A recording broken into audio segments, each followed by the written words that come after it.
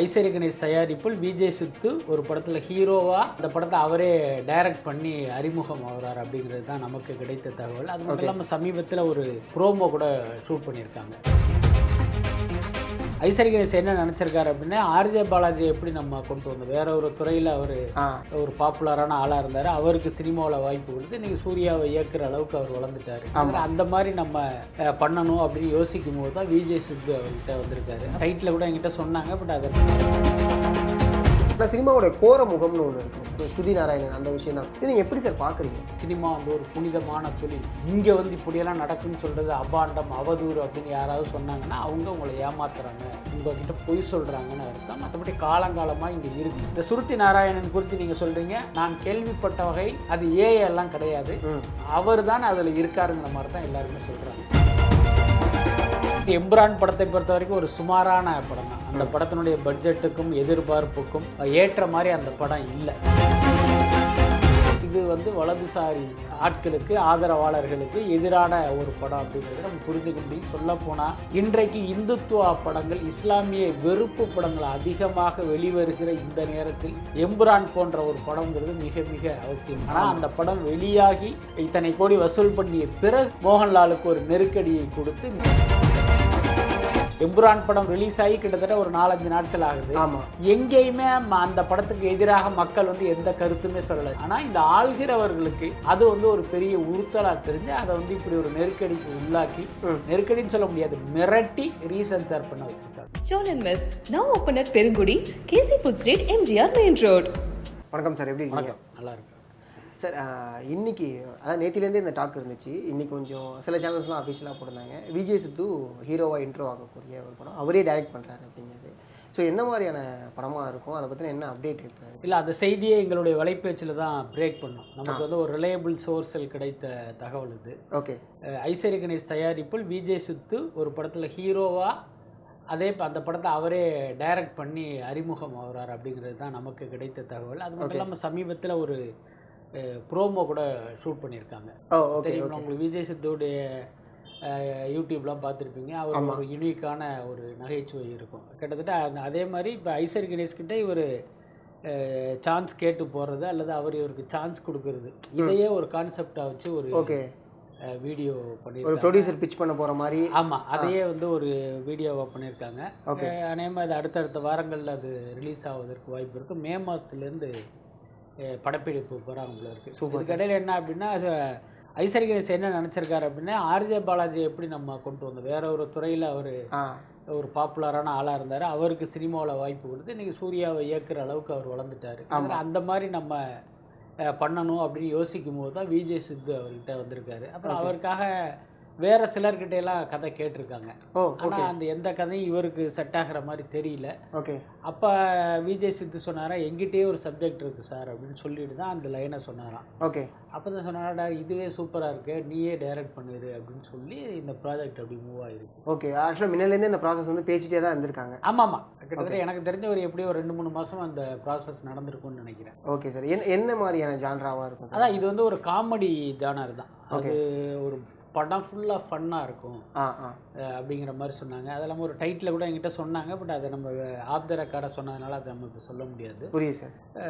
அதான் அவருடைய ஸ்டைலில் இருக்கிற ஒரு காமெடி படம். அவருடைய அப்பாவாக இளவரசு நடிக்கிறார். இது வரைக்கும் அவங்க கமிட் பண்ணியிருக்காங்க. ஓகே.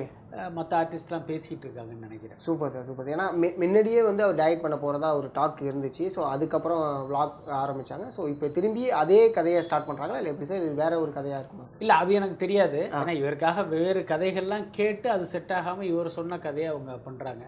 ஓகே. ஒருவேளை இந்த கதையை வந்து இவர் நீண்ட காலமாக தனக்காக வச்சுருந்தாரா, இல்லை திடீர்னு நமக்கு நல்ல கதை கிடைக்கலையே, சரி இப்படி ஒரு லைனை சொல்லுவோன்னு சொன்னாரா அப்படிங்கிறது தெரியல. பட் விஜய் சித்துடைய கதை அவரே இயக்குகிறாருங்கிற வரைக்கும் நமக்கு தெரியும். ஓகே. அது காமெடியான, எப்படி நம்ம விஜய் சித்து விளாக்ஸ் பார்க்குறோமோ ஸோ அந்த மாதிரி ஒரு முழு நீள காமெடியாக. ஆமாம், ஏன்னா அப்படி தான் எடுப்பாங்க, அதுதான் சேஃப். என்னென்னா இப்போ விஜய் சித்துக்கு வந்து இப்போ என்ன மாதிரி ஃபாலோவர்ஸ் இருப்பாங்க, அவர்கிட்ட என்னவா எதிர்பார்ப்பாங்களோ கிட்டத்தட்ட அதே ஜானரில் அதே பேட்டர்னில் படம் இருந்தால் தான் அது ரசிப்பாங்க. திடீர்னு இவருக்கு வந்து ஒரு சீரியஸான ஒரு கதையில் நடிக்கிறாரு அல்லது பார்த்தீங்கன்னா ஒரு காதலுக்காக அப்படி கண்ணி தூறுகிறாருங்கிற மாதிரி இருந்தால் மக்கள் ஒத்துக்க மாட்டாங்க. ஸோ அதனால் அவருடைய பேட்டர்ன்லேயே அப்படி ஒரு கதையை பண்ணியிருக்காங்கன்னு நினைக்கிறேன். ஓகே, இதில் அர்ஷத் கான் இருக்காங்களா? அது ஏதாவது இல்லை, அது அவருடைய டீம் இருக்கிறதா தான் எனக்கு தகவல் கிடைச்சது. அதனால் நீங்கள் சொல்கிற அந்த நபரும் இருப்பார் அப்படின்னு தான் நான் நினைக்கிறேன். ஓகே, அதான் இப்போ தான் அந்த ஒரு ஆரம்ப கட்ட ஸ்டேஜில் இருக்குது. ஓகே, இதுக்கப்புறம் தான் பூஜை போடுறதுலேருந்து எல்லாமே ஆரம்பிக்க போகிறாங்க. Super sir, super. கண்டிப்பாக. ஏன்னா இது எல்லார்ட்டையுமே ஒரு டாக்காக தான் உருவாகிட்டு இருந்துச்சு. அது உங்கள்கிட்ட தான் ஃபஸ்ட்டு ஆரம்பித்ததே. அடுத்து இன்னைக்கு ரொம்ப எல்லாருமே பேசக்கூடிய விஷயம்னா எம்புரான் படம் வந்ததுக்கு அப்புறமே அந்த படத்தோடைய டிசாஸ்டரை பற்றி நிறைய பேர் பேசினாங்க. லூசிஃபர் மாதிரி இல்லை அப்படின்னு சொல்லிட்டு. ஸோ அது ஆக்சுவலாக ரிவ்யூவாக அந்த படம் வந்து ரொம்ப டவுனில் தான் இருந்துச்சு. பட் ஆனால் அதுக்குள்ளே இருக்கக்கூடிய கான்ட்ரவர்சிஸ் ரொம்ப பெருசாக வெடிச்சிக்கிட்டு இருக்கு. அது என்ன தான் சார்? இல்லை, ஆக்சுவலி நீங்கள் சொல்கிற மாதிரி எம்புரான் படத்தை பொறுத்த வரைக்கும் ஒரு சுமாரான படம் தான். அந்த படத்தினுடைய பட்ஜெட்டுக்கும் எதிர்பார்ப்புக்கும் ஏற்ற மாதிரி அந்த படம் இல்லை. அதுதான் ரொம்ப உண்மையான விஷயம். அதே மாதிரி பார்த்தீங்கன்னா அதில் 2 விஷயம் இருக்கும். ஒன்று பார்த்தீங்கன்னா கேரளாவில் நடக்கிற அந்த சமகால கதை ஒன்று இருக்கும். இன்னொன்று மோகன்லால் உடைய போர்ஷன். மோகன்லால் யார், கடவுளா, மனுஷனா, ரவுடியா, தாதாவா, இல்லை ரட்சகனா அப்படின்னு உங்களால் இனம் காண முடியாத அளவுக்கு அந்த கேரக்டர்லேருந்து ஒரு பெரிய மர்மமும் குழப்பமும் இருக்கும். அதுதான் உண்மை. பட் நம்மளை பொறுத்த வரைக்கும் அதை குழப்பம்னு தான் எடுத்துக்கணும். ஓகே, மற்ற விஷயங்களை வந்து ரொம்ப தெளிவாக ஆடியன்ஸுக்கு சொன்ன இயக்குனர் மோகன்லால் குறித்த தகவல்களை பெருசாக கிளாரிட்டியோட சொல்லலை. அதுக்கப்புறம் யோசித்து பார்க்கும்போது ஒருவேளை ஒரு சேகுவேராவை மனசில் வச்சுட்டு இந்த கேரக்டரை உருவாக்குனாரோ அப்படின்லாம் கூட தோணுச்சு. ஏன்னா சேகுவேராவை பொறுத்த வரைக்கும் தன்னாட்டு மக்களுக்காக பாடுபட்டதை விட மற்ற நாட்டு மக்களுடைய விடுதலைக்காக தான் அவர் அதிகம் பாடுபட்டார். கிட்டத்தட்ட அந்த மாதிரி அந்த ஷேடில் இவருடைய கேரக்டர் இருந்ததோ அப்படின்லாம் ஒரு கேள்வி இருந்தது. இதுக்கிடையில் எம்ரான் படத்தை பொறுத்த வரைக்கும் ஏற்பட்ட கான்ட்ரவர்சி என்ன அப்படின்னா, நான் ஏற்கனவே சொன்ன மாதிரி பார்த்தீங்கன்னா அந்த சமகால கதையில் அந்த கேரளத்து பின்னணியில் நடக்கிற கதையில் பார்த்தீங்கன்னா சில விஷயங்கள்லாம் சொல்லியிருப்பாங்க. உதாரணத்துக்கு அந்த கேரளாவை முதல்வராக வந்து டொவினோ தாமஸ் இருப்பார். அவர் வந்து பார்த்திங்கன்னா ஒரு வட இந்திய வில்லன். அவரோட வந்து ஒரு கூட்டணி போடுவார். அவருக்கு பார்த்திங்கன்னா இந்த பஜ்ரங் பாபா மாதிரி ஏதோ ஒரு பேர் வச்சுருப்பாங்க.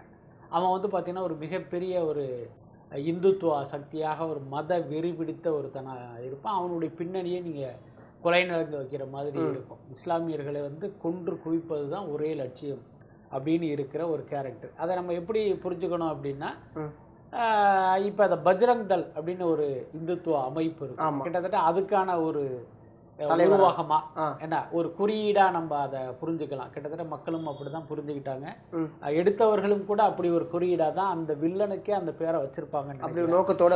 ஆமா, அதுக்கப்புறம் பார்த்தீங்கன்னா படத்தினுடைய துவக்க காட்சியில் இஸ்லாமியர்களை ஒரு பக்கம் உயிருக்கு பயந்து ஓரிடத்தில் மறைந்து இருக்கும்போது அங்கே வந்து பார்த்தீங்கன்னா மிகப்பெரிய ஒரு வன்முறை நடக்கும்.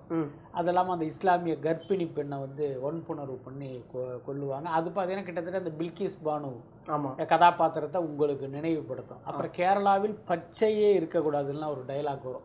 ஸோ இது மாதிரி இதையெல்லாம் நீங்கள் தொகுத்து பார்க்கும்போது பார்த்தீங்கன்னா இது வந்து வலதுசாரி ஆட்களுக்கு ஆதரவாளர்களுக்கு எதிரான ஒரு படம் அப்படிங்கிறத நம்ம புரிஞ்சுக்க முடியும். சொல்லப்போனால் இன்றைக்கு இந்துத்துவ படங்கள் இஸ்லாமிய வெறுப்பு படங்கள் அதிகமாக வெளிவருகிற இந்த நேரத்தில் எம்புரான் போன்ற ஒரு படம்ங்கிறது மிக மிக அவசியம். ஏன்னா நீங்கள் தொடர்ந்து ஒரு பொய்யை அப்படி சொல்லிகிட்டே இருக்கும்போது அதை கேட்குறவன் வந்து ஒரு கட்டத்தில் அதை உண்மையான நம்ப ஆரம்பிச்சிருவான். இதுதான் உளவியல். நீங்கள் கூட ஊர் பக்கம்லாம் சொல்லுவாங்க, ஒரு பொய்யை திரும்ப திரும்ப சொல்லும் போது உண்மையாக அந்த பொய் சொல்கிறவனுடைய மனசே வந்து அதை உண்மை அப்படின்னு வந்து அதை பதிவு பண்ண ஆரம்பிச்சிடும். அதுதான் உண்மை. அப்போ சொல்கிறவனுக்கே அப்படின்னா கேட்குறவனுக்கு எப்படி? ஸோ இன்றைக்கி பார்த்தீங்கன்னா பாஜக ஒன்றியத்தை ஆளத் தொடங்கிய இந்த காலகட்டத்தில் பார்த்திங்கன்னா தொடர்ந்து இது போன்ற இந்துத்துவ படங்களும் இஸ்லாமிய வெறுப்பு படங்களும் வருது. சமீபத்தில் வந்து அந்த ஷாஷா படம் கூட அப்படிப்பட்ட ஒரு படம் தான்.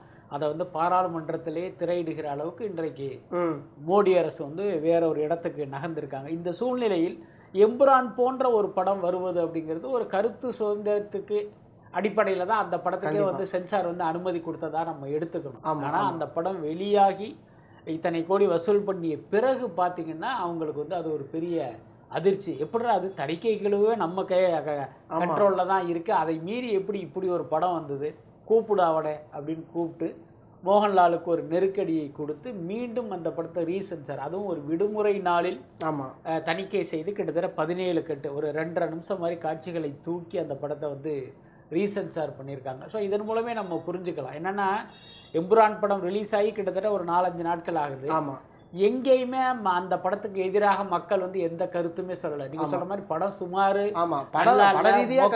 அப்படின்னு தான் சொன்னாங்களே தவிர கருத்தியல் ரீதியா இது இந்து மக்களை இழிவுபடுத்திருச்சு, இந்திய மக்களை இழிவுபடுத்திருச்சுன்னு யாருமே பேசல. ஆமா. இந்த மதத்தை வைத்து அரசியல் செய்கிறவருடைய முகமூடியை தான் அது கிழிச்சிருக்கு. அதை வந்து நிச்சயமாக மக்கள் வந்து ஒரு திறந்த மனதோடு ஏற்கத்தான் செய்வாங்க. இந்த படத்தையும் அவங்க ஏற்றுக்கொண்டார்கள், அதுதான் உண்மை. ஆனா இந்த ஆள்கிறவர்களுக்கு அது வந்து ஒரு பெரிய உறுத்தலா தெரிஞ்சு அதை வந்து இப்படி ஒரு நெருக்கடிக்கு உள்ளாக்கி, நெருக்கடின்னு சொல்ல முடியாது, மிரட்டி ரீசென்சார் பண்ண வச்சிருக்காங்க. புரியுது. ஆனா இதுல வந்து மோகன்லால் பின்வாங்கினதா, பிருத்திவிராஜை மட்டும் இவர் தான்ப்பா எனக்கு தெரியாது அப்படிங்கிற மாதிரியான ஒரு பேச்சுமே இருக்கு சார். இல்ல அப்படி சொல்ல முடியாது. இதுல பொறுத்த வரைக்கும் பிருத்திவிராஜ் இயக்குனர், ஆமா, மோகன்லாலுடைய மேனேஜர் வந்து தயாரிப்பாளர். உங்களுக்கு தெரியும், பொதுவாக மேனேஜர் என்பது அந்த நடிகருடைய பினாமியாகத்தான் கருதப்படுவார்கள். பட் ஆசீர்வாத் சினிமாவை நம்ம அப்படி எடுத்துக்க வேண்டியதில்லை.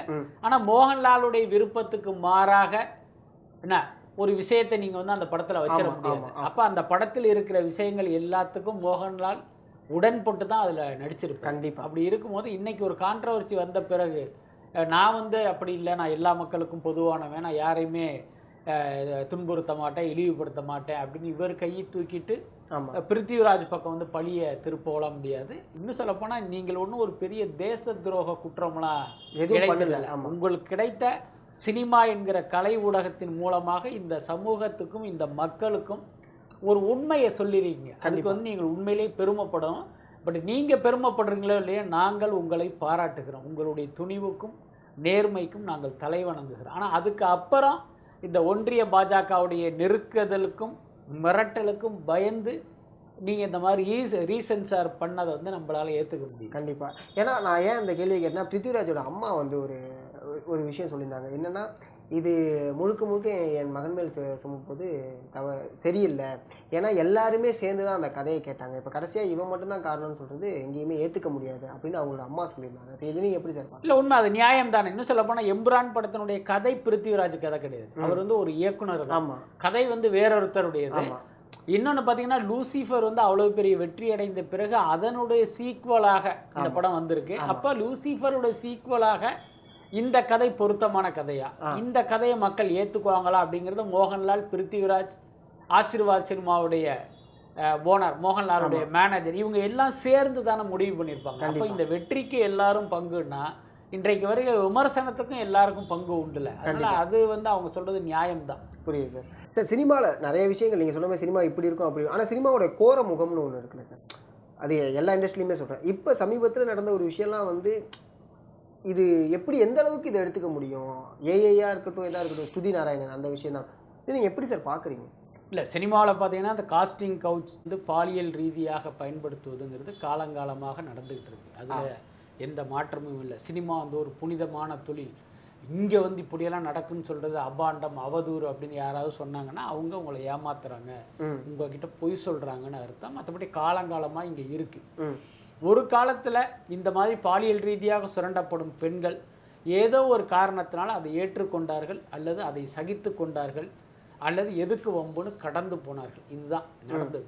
ஆனால் இப்போ பார்த்தீங்கன்னா பெண்கள் தைரியமாக வந்து குரல் கொடுக்குறாங்க. என்னை வந்து இவன் இப்படி அப்ரோச் பண்ணா, என்னை வந்து இந்த தவறான நோக்கத்தில் வந்து கூப்பிட்டாங்கிற அளவுக்கு சொல்கிற அளவுக்கு அவர்கள் வந்து கொஞ்சம் துணிச்சல்லாம் வந்திருக்கு.